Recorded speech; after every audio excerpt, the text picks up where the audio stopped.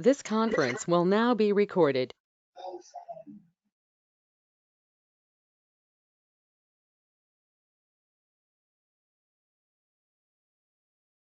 Good afternoon. My name is Jasmine McKinney, and I am the Program Manager for the Flint and Genesee Chamber of Commerce Procurement Technical Assistance Center located in Region 6 here in the great state of Michigan. I would like to thank you all for participating in today's webinar, COVID-19 and the Federal Contractor. This webinar is brought to you by the PTEX of Michigan, which represents the regional procurement technical assistance centers across the state of Michigan that provide government contracting assistance to businesses in every corner of our great state. I encourage you to visit our website, ptexofmichigan.org, to find the office nearest you. Today, we are delighted to partner with, if you can make sure you're muted, thank you. Today, we are delighted to partner with Matthew Schoonover of Koprince Law. Matt is the managing partner of Koprince Law LLC, where his practice focuses exclusively on providing legal solutions to federal government contractors.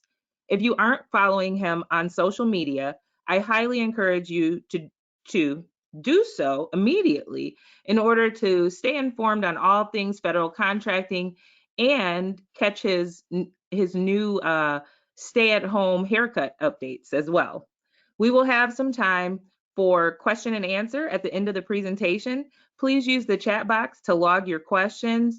Again, please make sure that your mics are muted, and a recording of today's webinar will be available to all participants. Again, we would like to thank you all, and with that, we will now have Matt.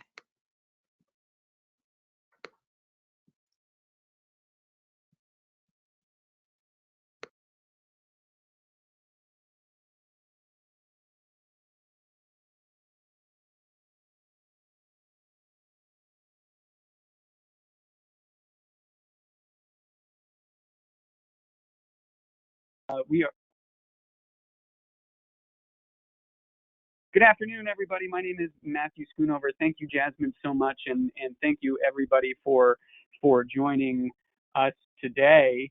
You know, I think that this is a wonderful topic, obviously a timely topic here. You know, we at Koprince Law represent small business federal government contractors all over the country. And it will be no surprise to you that every contractor right now is concerned with COVID-19 and its impact on their performance and on their companies.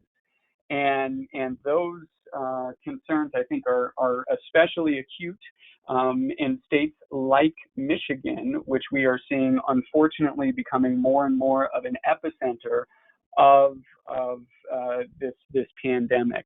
And so I did just want to take a little bit of time today to talk with you about some of the issues that federal government contractors may face in dealing with COVID-19.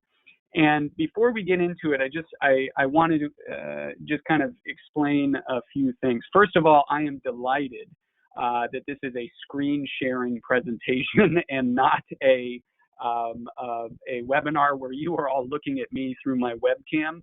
I am joining you live from my basement in Olathe, Kansas. It is not exactly the most exotic location, and I am currently in the midst of not only home haircut struggles under quarantine, but also, I'm trying to grow a little bit of a quarantine beard. And as my wife would tell you, it is not going well at all. So I am certainly glad that you can see my screen and not me. The other thing I would say is, in today's presentation, it's important to know that a lot of this stuff that we're going to be talking about hasn't been dealt with before, or certainly not on the scale that we are seeing it pop up now. And so there's a lot of uncertainty out there, how this will all shake out and how it will end up impacting everybody. This information that we're going to talk to you today about is some information as it exists now. But of course, Congress is continuing to act. The federal government is continuing to act. State governments are continuing to act, and things may end up changing very, very rapidly. I would also caution folks to make sure that you're not necessarily relying on today's webinar as legal advice. We can certainly provide advice to our clients and are happy and are doing so. But particularly, there are going to be some issues here that when we deal with employment law considerations or tax considerations, all of that type of stuff is things that I think it's appropriate to speak with a qualified local attorney about, just to make sure that your business is doing everything that it needs to do to stay compliant. So I would caution folks against using today's presentation as any sort of legal advice, rather than just kind of the overview of where things stand as it's intended to be. So with that, I wanted to just give a little bit of an overview of what we'll talk about. And of course, the discussion is going to be the dramatic effects that we are seeing today as a result of coronavirus, COVID-19, and the effects. And we see how quickly these effects are coming into existence, at least here in the United States.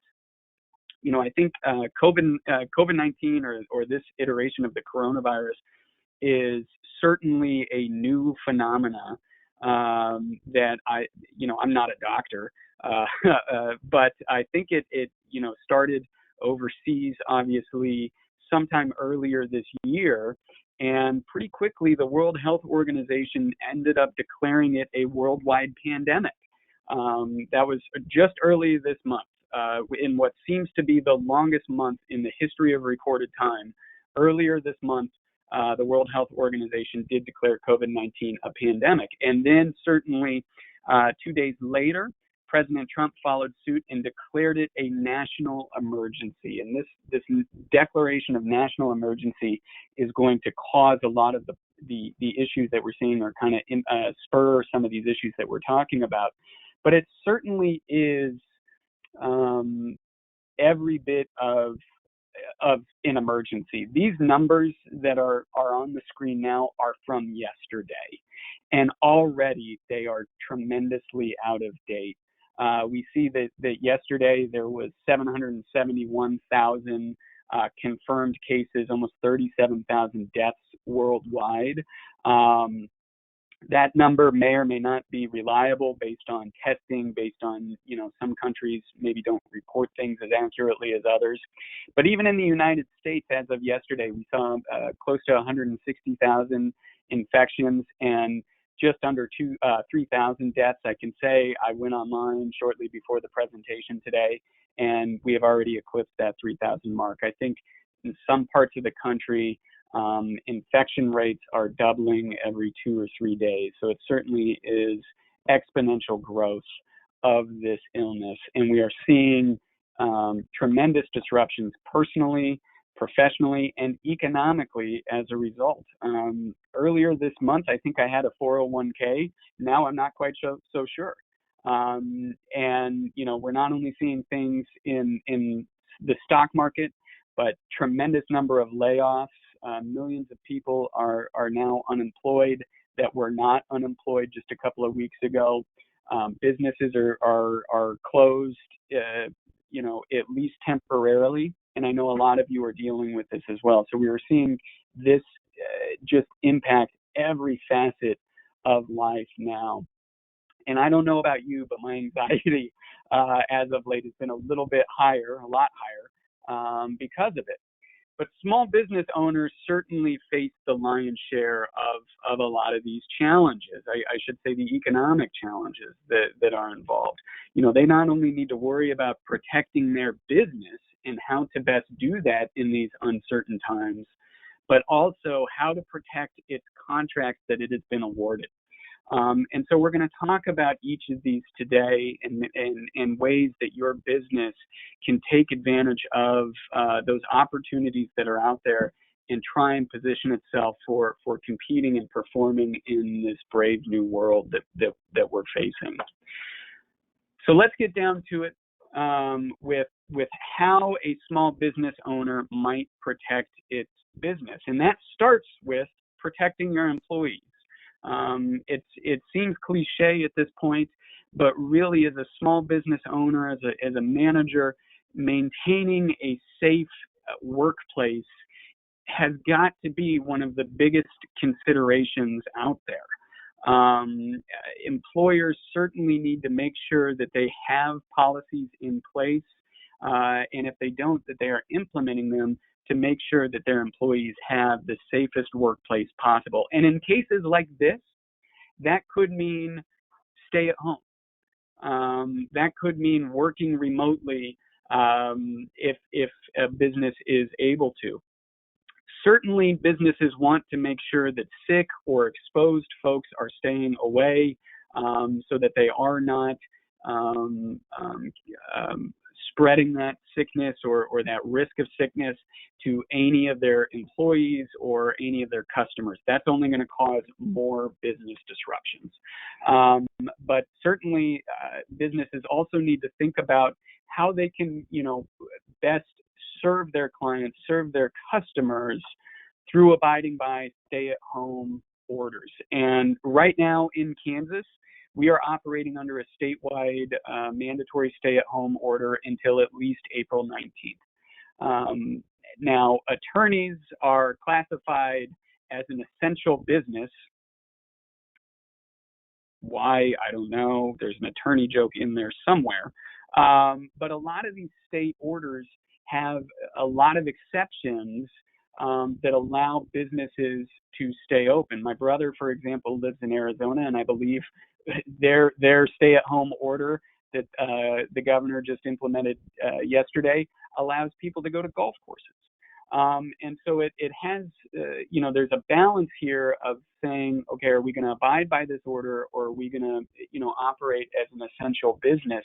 And sometimes those considerations might not be binary. It might not be either or, where there could be a gray area where maybe some of your people work remotely and those that need to be in the office for one reason or another certainly are still in the office. I know some businesses, law firms in particular, or among others, I should say, a lot of attorneys, every attorney that I've spoken with over the past 2 weeks is pretty much working from their guest bedroom or, like me, from their basement, while some of the administrative staff still goes to the office, to check mail and to answer phones and that type of thing. So it developing a way that you can protect your employees is certainly very, very crucial.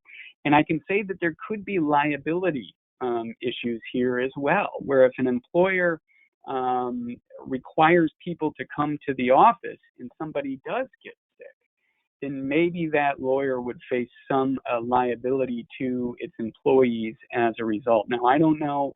Again, that would be something to speak with a local employment attorney about. What are your rights as an employer? What are their rights as an employee? And where do those two mix?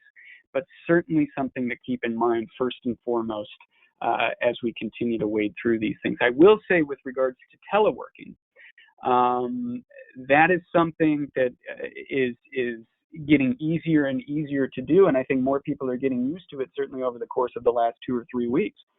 But it's important, especially for government contractors, to keep in mind any potential cybersecurity requirements that may exist under their contracts.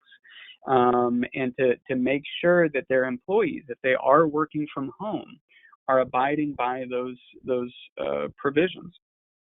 Also keep in mind that the FAR prohibits certain equipment from being used on or in connection with various government contracts. Kaspersky antivirus software. If you have an employee who is working from home on their home computer, how is that going to impact compliance with cybersecurity requirements? And if they happen to be using Kaspersky antivirus at home, does that violate the FAR provision? These are things that government contractors need to keep in mind and to keep a grasp on their employees and their capabilities so that if they are working from home, they're nonetheless not violating any of these provisions that are otherwise applicable to federal government contractors.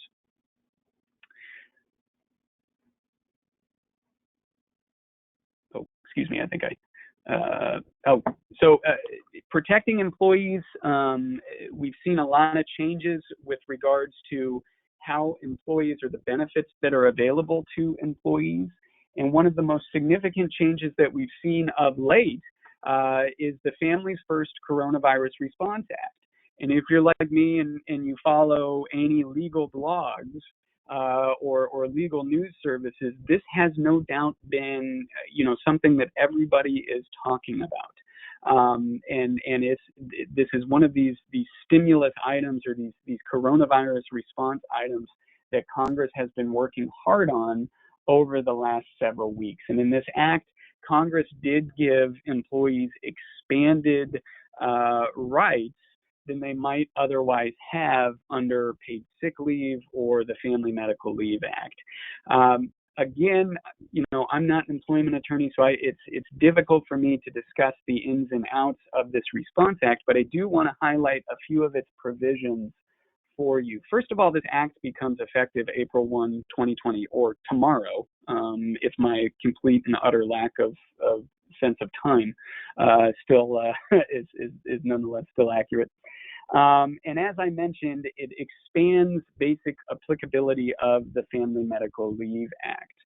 So before, the Family Medical Leave Act, as I understand it, applied to companies that had 50 or more employees. And now Congress has kind of reversed that and said this provision applies to companies with fewer than 500 employees. This is a generalization of the requirements.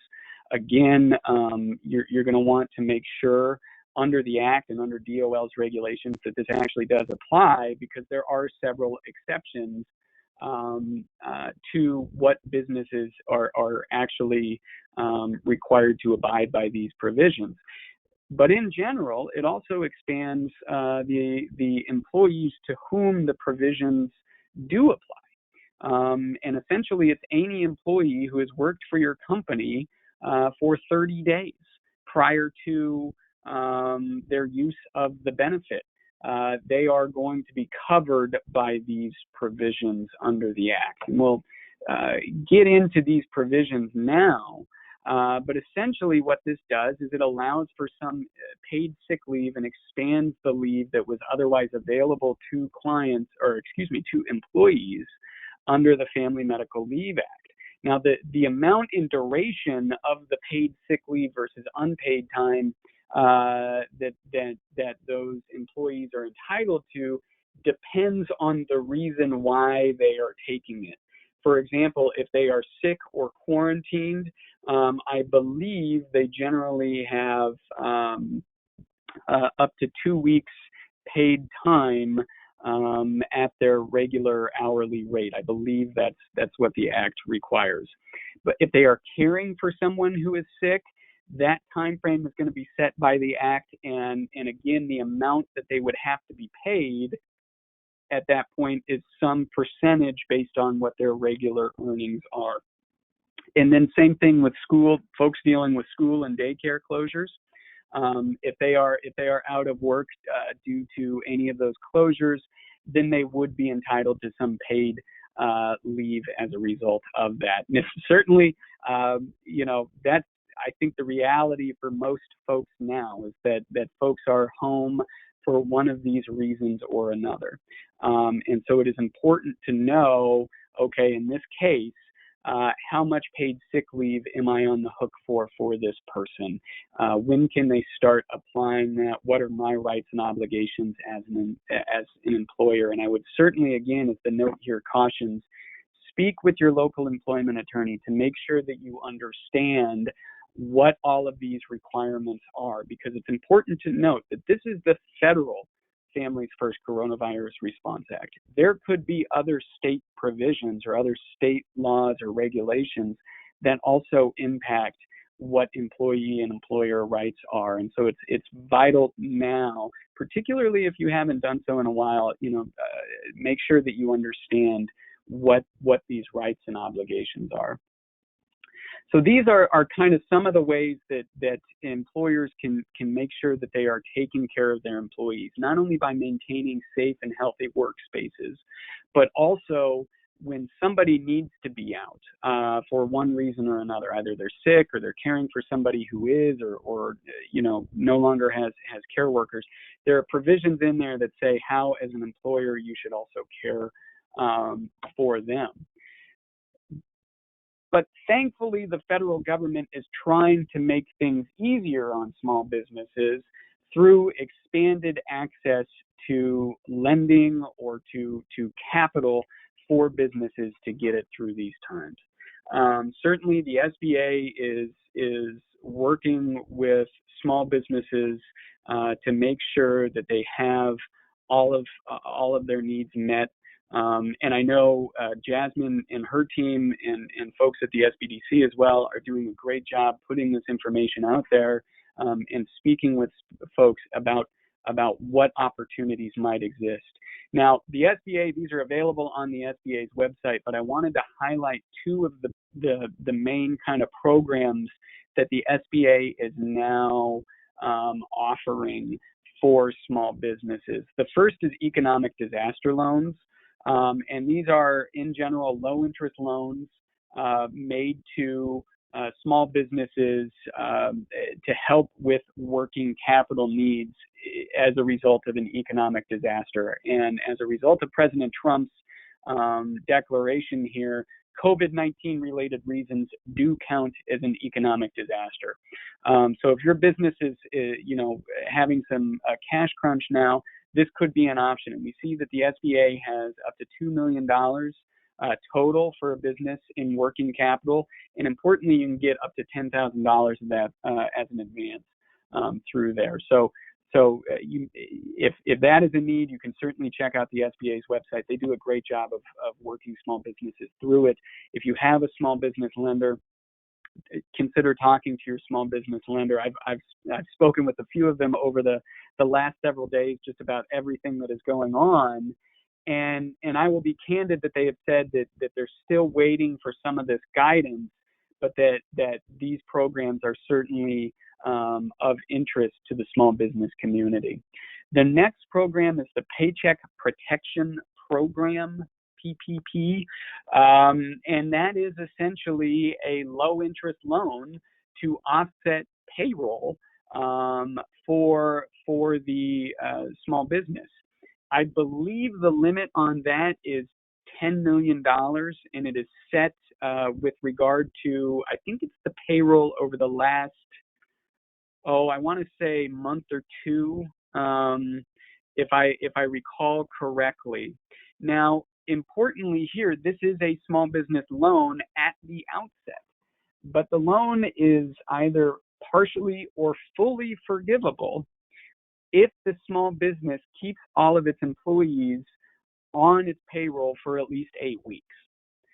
So this is an incentivization program designed to make sure that small businesses aren't laying people off. And importantly, the SBA has said you don't just need to use this loan necessarily for payroll, but you can use it for things like rent and utilities and other stuff like that as well. So this Paycheck Protection Program, this is new. It was part of the recent stimulus package, but it is certainly something that I think a lot of small businesses are going to try and take advantage of, because again, it is forgivable if all of your employees are going to be kept on for at least 8 weeks. Now, of course, there are tax considerations and everything in there that you should keep in mind as well, but certainly something to consider at least as a short-term vehicle for a small business. I mentioned the stimulus bill that just went through that was signed by President Trump last week. $2 trillion, which, as I understand, is the most expensive bill that has ever been passed.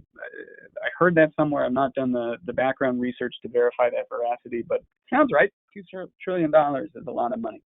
And of course, this is aimed at propping up the economy. And so there are a lot of small business opportunities that should follow as a result of this stimulus package, because of course one of the easiest, one of the fastest ways that the federal government can inject money into the economy is through federal government contracting.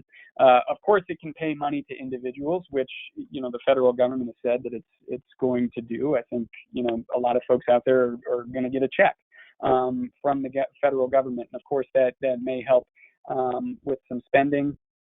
But also, this stimulus bill did have a lot of other provisions in there that are aimed at injecting money into the economy. We mentioned the payroll protection program. I knew I would choke on that eventually.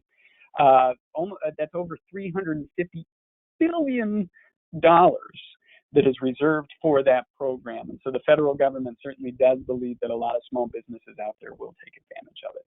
There's also payroll tax credits involved. I'm mercifully not a tax attorney, and so I don't have a lot of information on them, but depending on circumstances and eligibility, there could be payroll tax credits for your business that are coming as a result of that stimulus bill. Importantly, the federal government is also injecting money into state and local governments, which of course are also dealing with the COVID-19 epidemic and all of the attendant factors thereof. And so state and local governments are going to hopefully increase their spending as well, and a lot of that will hopefully go to small businesses. Finally, industry-specific funding. If your business operates in the healthcare environment, first of all, God bless you, and second of all, hopefully you will see some of this industry-specific funding come down the pike here. Airlines, it was well publicized that the airline industry got quite a bit of money from this stimulus bill. So certainly if you're in the aerospace industry, maybe a supplier for any of these airlines or a service provider for any of the airlines, hopefully then this will I don't want to use the phrase trickle down, but I'm struggling to think of another phrase. Hopefully, some of this money will work its way to you very, very soon as a result of this stimulus bill. And so the federal government is trying to do things to prop up the economy, as I mentioned. And I heard news yesterday that this $2 trillion stimulus bill might not be the end. That in Washington they are thinking about more and more and potentially even larger packages aimed at ensuring that the economy remains as strong as possible, notwithstanding obviously the massive disruption that we've all been subject to. So in addition to opportunities that may come through the stimulus package, I also wanted to talk about a couple of issues that may also help spur some small business funding. And the first is the Stafford Act. And the Stafford Act was invoked recently when President Trump declared a national emergency. And essentially what the Stafford Act does, or part of what the Stafford Act does, I should say, is it increases not only the micro purchase threshold, but also the simplified acquisition threshold for items that are needed to respond to the emergency. So with the MPT, the micro purchase threshold, we see it increased for up to $20,000 for purchases made within the United States, $30,000 for purchases made outside of the United States. And that's an important threshold because basically the micro purchase threshold, contracting officers have tremendous flexibility. Where, essentially they get to swipe the government credit card. They don't have to put it out for bid. If you supply a product and the government needs $20,000 of them, it can come to you and buy that product without the need for bids or anything like that. So it is a potential here increase for items that are needed to respond to the emergency. Same with the simplified acquisition threshold, or the SAT. The invocation of the Stafford Act changed the simplified acquisition threshold temporarily up to $750,000 for domestic items, $1.5 million for items purchased outside the United States. And commercial item acquisitions, this threshold has gone up too, up to $13 million. So again, if your business produces items that are needed to respond to this emergency, I'm not a doctor, but I'm thinking if you manufacture any type of PPE, personal protective equipment, any type of cleaning supplies or healthcare supplies, certainly there's an opportunity here for quick purchases of these items to you in an increased amount. Again, the Stafford Act also has it triggers various set-aside contracting opportunities. These are going to be under the Disaster Response Registry, which used to be at sam.gov, but now is at beta.sam.gov. If you haven't, thumbed around under the Disaster Response Registry, I would recommend that you do so, because this is where the federal government is going to post its solicitations for items that are needed to respond to this stuff. So there could be opportunities there for your business. You can search, I believe, by NAICS code. And so if you know your industry, certainly that is very, very helpful. I believe you can search by agency as well. And so if you haven't figured out the disaster response registry yet, I recommend that you take a look at that today. If you're also on GSA schedules, GSA's disaster purchasing program is also now in effect, where essentially what the GSA's disaster purchasing program does is it allows state governments, local governments, as well as instrumentalities thereof. So school districts, for example, or certain tribal entities, it allows them to make purchases off of the GSA schedule, again, for those recovery items. So if you hold one of these schedule contracts, now you might be seeing, the state of Michigan, for example, come in and make purchases off of your schedule, which again is another way or another opportunity for your business during these uncertain times. So the Stafford Act is certainly one way that the federal government may increase small business spending. Another way that the federal government will certainly impact small business here is through the Defense Production Act of 1950. The Defense Production Act, or DPA, has been the subject of a lot of discussions lately, certainly with regard to has it been invoked, has it not? And let me say candidly that I think if anybody out there claims to be an expert on the Defense Production Act, they might be overstating things, or they might be really old. The Defense Production Act came about in the Korean War to make sure that the government had access to items that it needed for the national defense, to make sure that there weren't shortages of these items that the federal government would otherwise need. And given the invocation of the national emergency here, it certainly is applicable, at least in some instances. And what the Defense Production Act does is it's kind of an interesting act, but essentially it requires contractors to contract with the federal government. And the federal government comes to you and says, hey, we need this for our response. You sell it. You've got to sell it to us. And it also requires those contractors to prioritize those federal government contracts. So it's not as if the federal government comes to you, if you happen to make face masks, for example, it's not as if you can say, okay, federal government, we've received your order, but we also have all of these other orders, that states have provided or that hospitals have issued. No. The federal government says, you've got to prioritize our contract. And this is law here. And so you have to do it. It also allows the president to impose various solicitations or performance restrictions on those contracts. So the federal government has, under the DPA, has even stronger capabilities to say, we are going to only issue this contract to this person, or here's what we require under this solicitation, or here's how you have to perform this contract.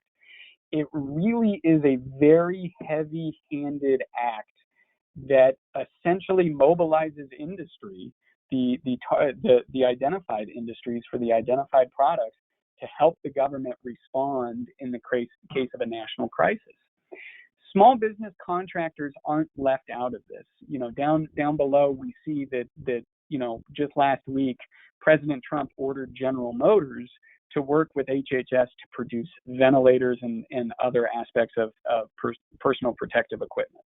But it's not just these large businesses that are subject to this. The Defense Production Act still has a strong preference to small businesses in any of these contracting opportunities. So even in passing this act, Congress said, listen, we want to make sure that small businesses aren't left out of the loop. Now, how will the DPA affect your business?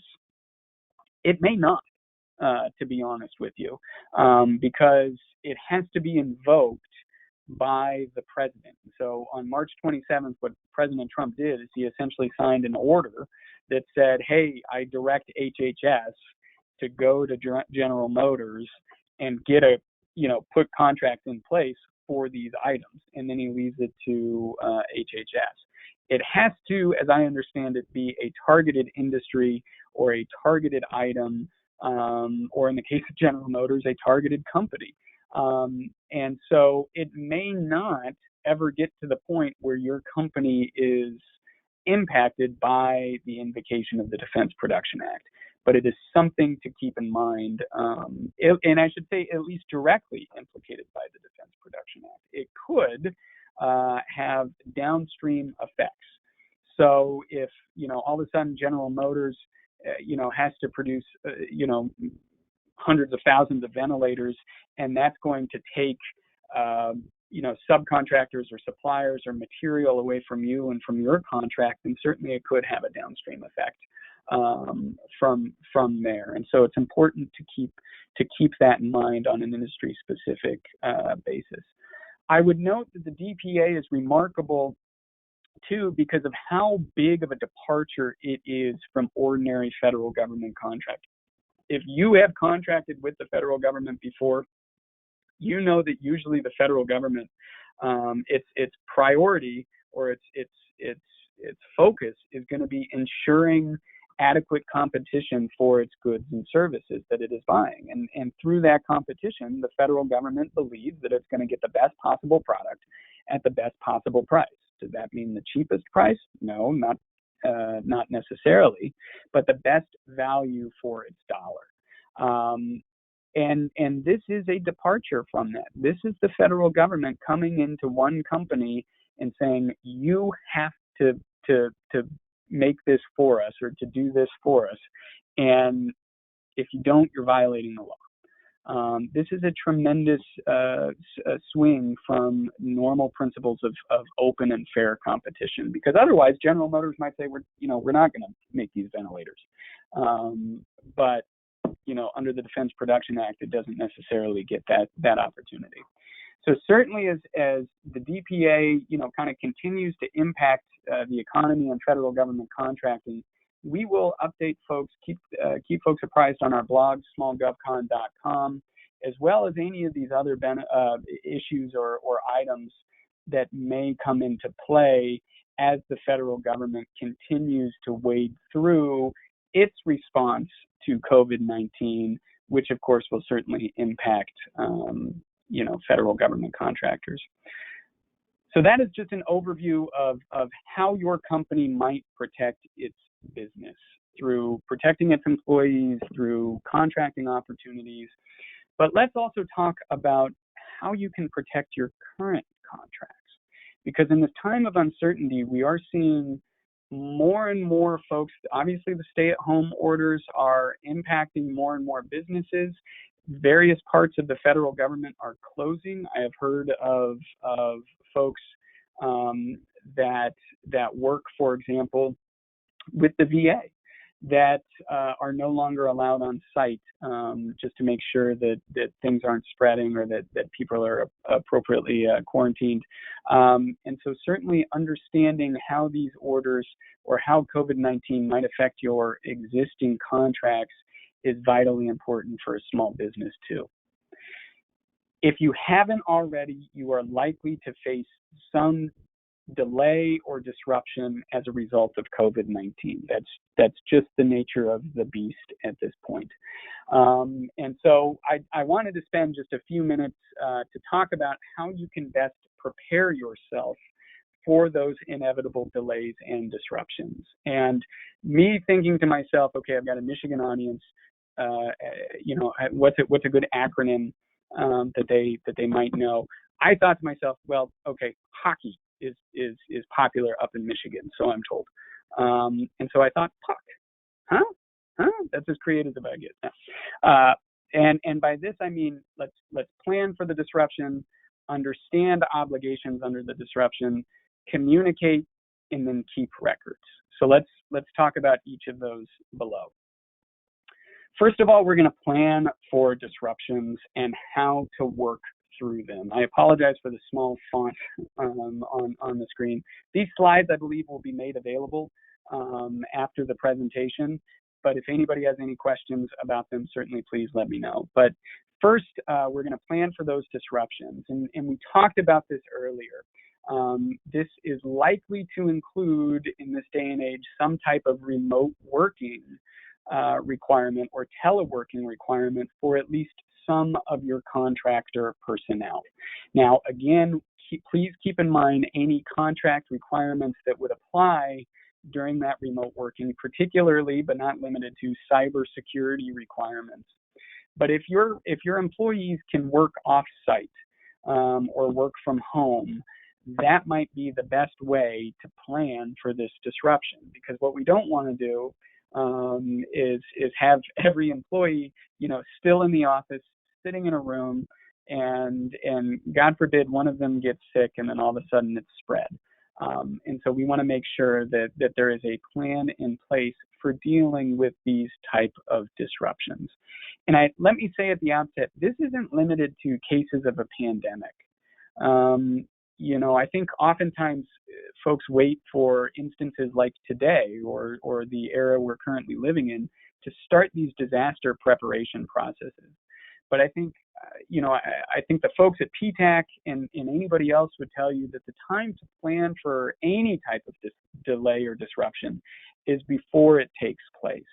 So I encourage folks to just have a general disaster recovery plan. What's going to happen if, in your corporate headquarters, there's a pipe that bursts and, you can't be in it, or our friends in Nashville, just earlier this month, we're dealing with massive disruption from tornadoes and all of that, those type of issues. What is your plan, your business's plan for calling an audible at the last minute and having to pick up the pieces in a different location? Start thinking through that. How can you best equip your team? What equipment do you need? What capabilities do you need to do your job effectively? I'm not saying that there won't be disruptions, but that your company can still remain going in response to some of these crises. Consider also a potential effect that it might have to your supply chain or your subcontractors. Are there alternatives that you can put into place that say, okay, well now, my subcontractor or my supply chain, I got a lot of my parts from China, and most of their factories were shuttered for 2 months while they were dealing with their own virus. Do I have an alternative supply chain that I can turn to if something like that happens, or if my major subcontractor in New York City is not able to do a lot of this work because of how they're dealing with their own crises up there? So consider how you might best protect yourself if something happens to your downstream teammates. Next, you're going to want to understand what your obligations are under the contract. In general, under a federal government contract, you still have to continue to perform. But there are some FAR provisions that will excuse delays in some instances where they are outside of the contractor's control.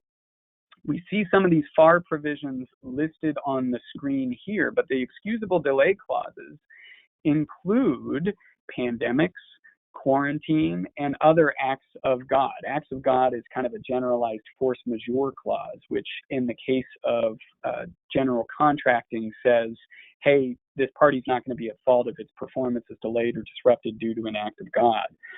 And there is some allowance under the FAR for that. So you want to understand, are these provisions incorporated into my contract? If not, what are my rights and obligations under my contract as it is currently written? And is this something, if it's not under the contract, can I talk to my contracting officer and see if they'd be willing to modify my contract to include it?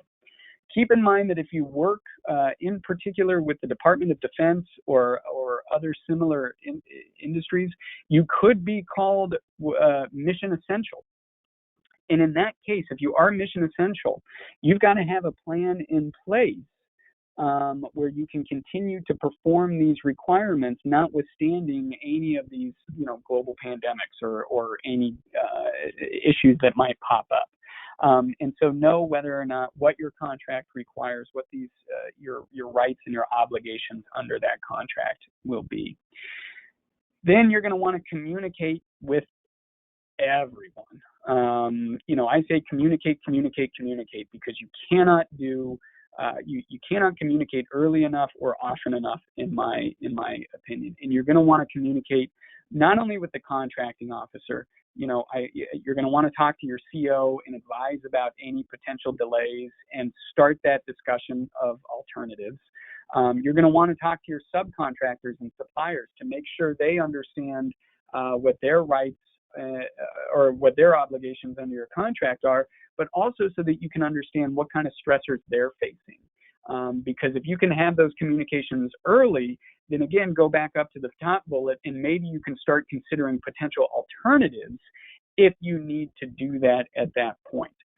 I also recommend that folks talk to their insurance agent. It's possible that under your corporate policy or your commercial policy, you could have some provision for business disruption, loss of use, all of those type of clauses and riders. It may come into play here if your contract is upended. Talk to your attorney, talk to your accountant, make sure that you are, understanding how this is going to fit into the broader scheme of things. But importantly, it is so important to communicate these issues and these items to the various stakeholders involved. I recommend that you do so in writing, by the way. It just gets easier down the road. It avoids any type of miscommunication or misunderstanding. Certainly you can have telephone conversations, but just after you have it, take 2 or 3 minutes and just send that person a memorandum for their understanding that just says, hey, as we discussed, contracting officer, I told you today that we're starting to see some delays in potential performance. I can't yet quantify them. We will continue to keep you posted. Please let me know if there's anything you need me to do in the meantime, so that you're documenting, you're creating a record of these communications and your efforts to mitigate any potential delay or disruption. Importantly, I have had clients come to me and say, I just need, your help preparing a general letter that I can send to folks and say, hey, guess what? The world is changing, and I don't know what the delays are, but we know there's going to be some. I'll keep you updated. And that doing something like that could just be enough to start that communication now. And then, as I just alluded to, you're going to want to keep detailed notes and records. Document all of your communications, like I said, just to make sure that you have a record of them. Importantly, separately track and itemize all potential delay damages. This includes not only money out of your pocket, but also any time that you might need under your contract to later, continue performance. Any delays or disruptions, you're going to want to separately track and itemize them. If you have a cost accounting system, make sure that when you are separately tracking these costs, that you're doing so in a manner that complies with all of the, allocable and allowable cost requirements.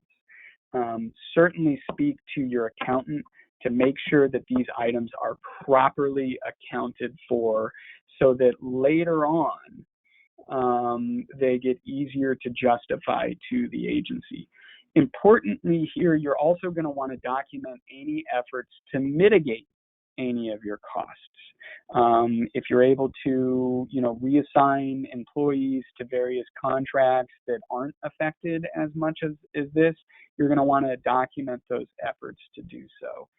Keeping detailed contemporaneous notes and records is very important, because if you ever have to go to the contracting officer and say, I have a claim for money or for time or what have you under my contract based on the effect of this pandemic, it is so much easier if you have contemporaneous detailed records that have all of this information in there. So please don't overlook this step, and make sure that you are documenting things throughout, because I have to tell you, once you get back up to steam and once we're all through this and people are back on site, it's going to be a lot harder to remember what you did, back in March and April. Gosh, hopefully not June or July, but your efforts now under this contract. So please, please, please keep detailed records of any of those efforts. And so by those kind of 4 steps, hopefully now you will start to preserve your contracts as they exist. Now, as I mentioned at the outset, it is virtually certain that they will be disrupted in some way. Unfortunately, that's just kind of the reality that we're living in now. So the question becomes, how can you best prepare for those disruptions and work your way through them so that, once we get to the end of the tunnel here, you're able to recover as appropriate. And so, by following these steps, I think you'll put yourself in a much better position than you otherwise might be.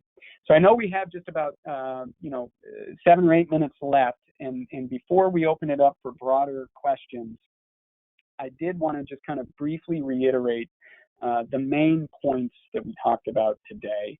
I think it's important as we face kind of all of this continued uncertainty that you advocate as appropriate for your business. If your business has capabilities that might be of benefit to an agency or to industry contacts, I think it's appropriate to discuss them with the agency or with those contacts.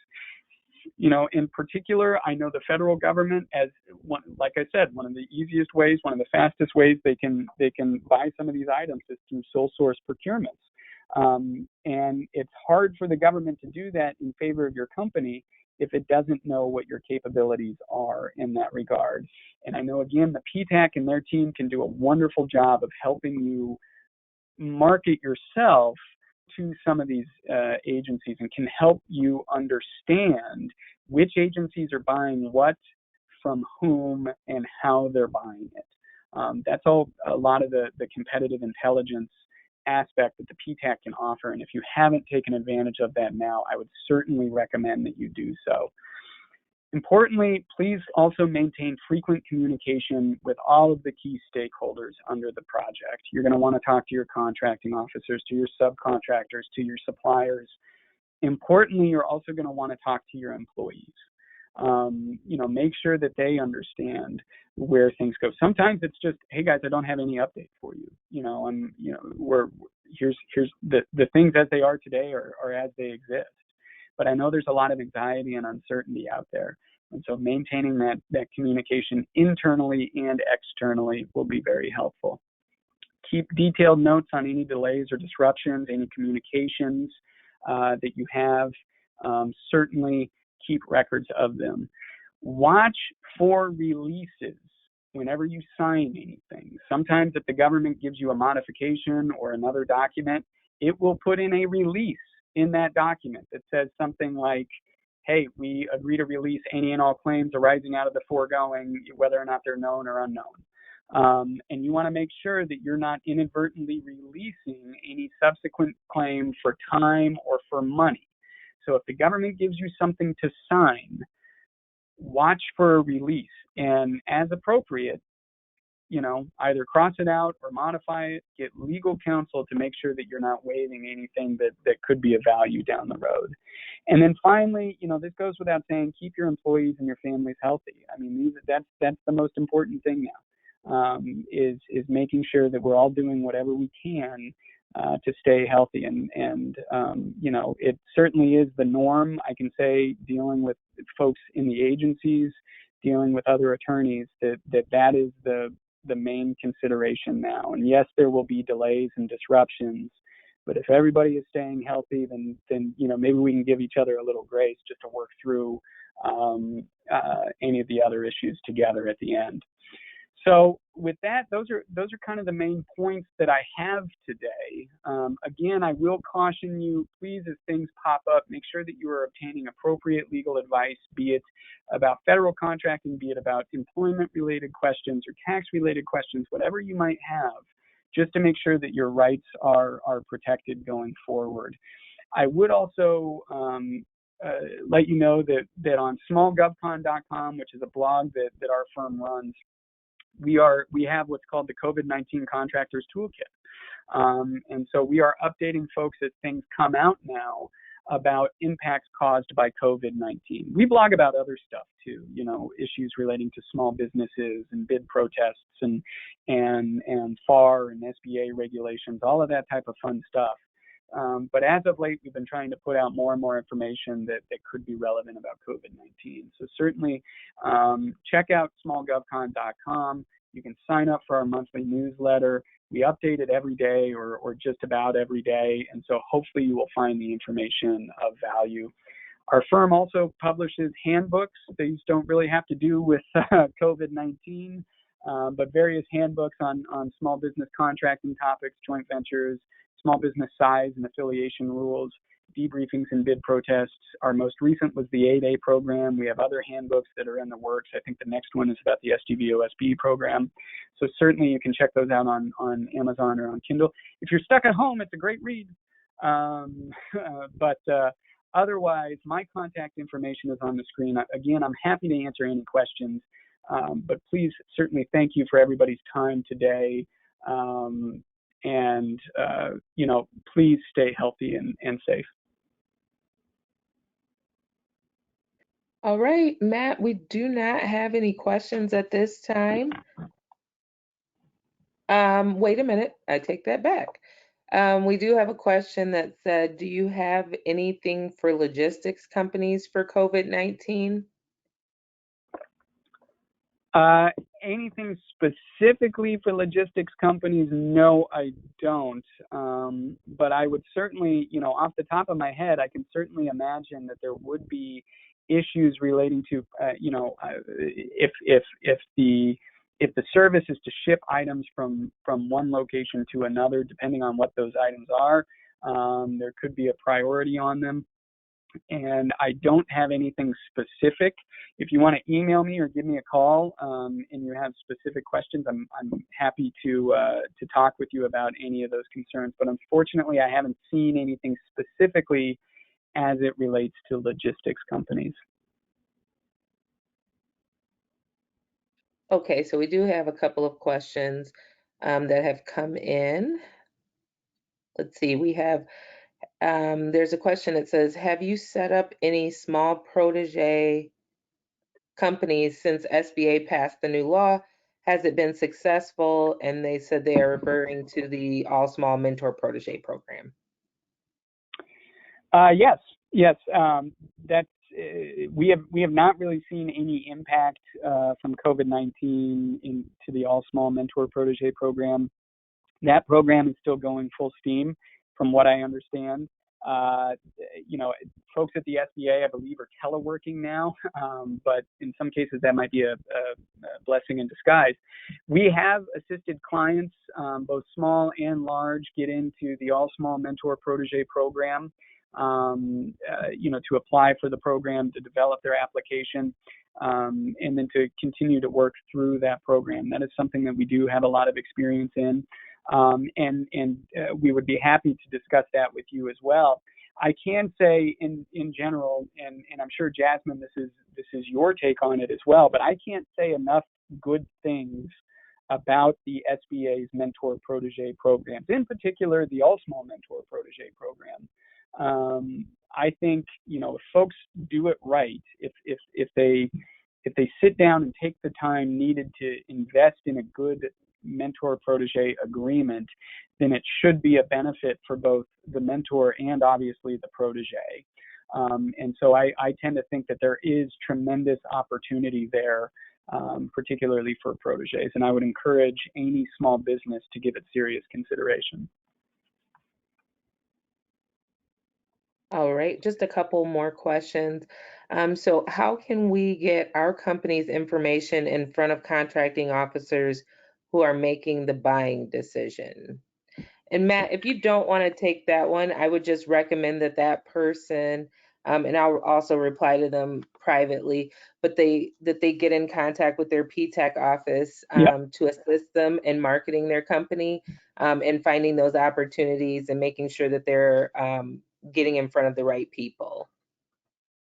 Yeah, I agree with that 100%. I think your PTACs are going to be one of your biggest advocates, one of your best resources that you have out there. And so certainly that is something that your local PTAC should be able to assist with.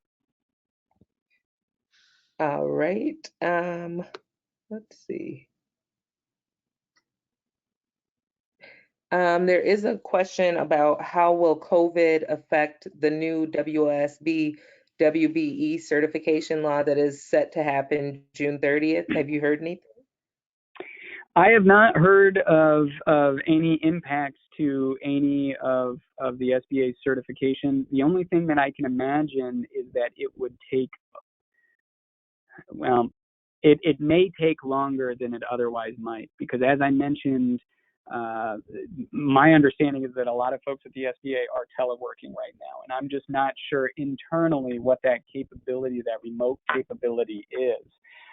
You know, let's all pray that this is wrapped up by that time. But I have not heard what the contingency plan for SBA might be, in the event that it is not. That's a great question, though. That's something that if we hear anything, we will certainly update folks on Small GovCon as soon as we do. But otherwise, you know, we are still, as SBA had mentioned, we are still anticipating that certification program coming out in the summertime. All right, we will look on Small GovCon for any updates on that as well. If you're connected to your PTAC office, we all generally, all of us have, if not monthly, quarterly newsletters that definitely have that updated information as well. We'll just take a couple more questions if that's okay with you. Some people have some questions that are pretty specific, Matt, regarding some of the payroll tax credit questions. Do you want to refer them directly to SBA, or would you like me to offer you some of those questions to see if you can answer them? Well, I would refer them both to the SBA and to their accountant or their tax attorney. That is something that, I mean, let me be completely candid. I'm not a tax guy. Right. I know you have to pay them or you go to jail. So I would certainly, for the best kind of advice, start with the SBA, and also, you know, check with your CPA, who should hopefully have a decent handle on any of those changes. Keep in mind that they did just come out as part of the stimulus bill. So as is usually the case, I'm sure what is going to happen, you know, Congress passed this, and now Treasury is going to have to update its regulations.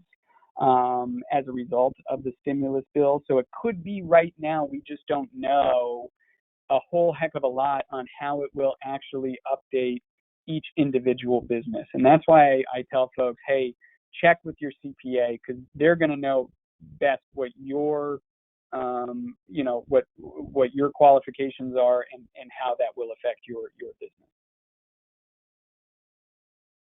Someone had a question. They wanted to know, they went to try and find the disaster response registry and they saw registered companies but did not see opportunities.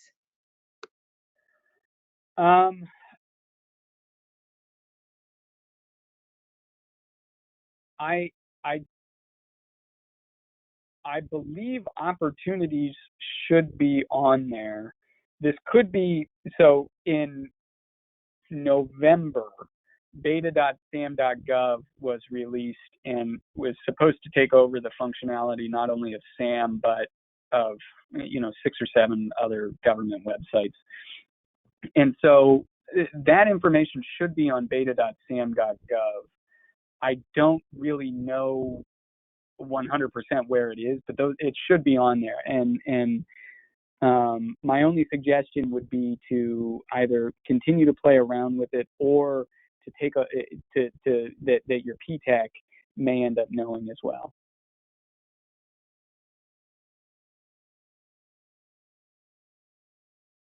All right, Matt. Well, it looks like that concludes our webinar for the day. We'd like to give a big thank you to Matthew Schoonover from the Koprince Law firm. Geez, I guess I have COVID brain over here.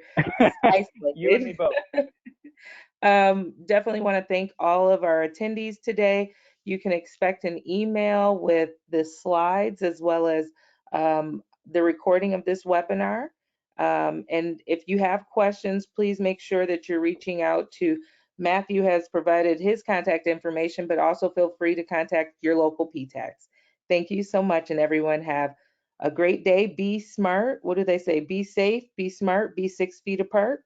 Encouraging you all to do a lot of social distancing, but to continue connecting socially. Thank you and have a great day. Thank you all.